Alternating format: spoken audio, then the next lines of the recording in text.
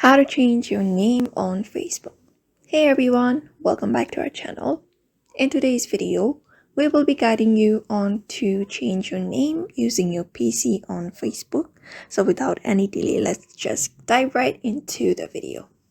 For that, you can just head over to your browser and type in facebook.com and simply log in into your account.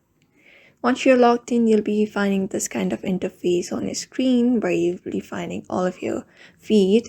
So you can just head over to profile at the top right corner and head over to settings. And again, go to settings. Once you open up your settings, you'll be finding this interface. So what you can do is on the left side, look for account center and go to personal details and open it up.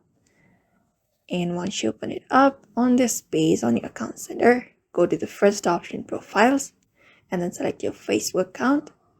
After that, you'll be finding your name, username, and different options. Go ahead and select name, and then in order to change your name, you can just go ahead and cross out your previous names, your first, your middle, and your surname. After that, enter up a new first name, and then enter up a new name and review change. And after that is done, you will be prompted to enter up your password. And after that is done, your name will be updated on Facebook.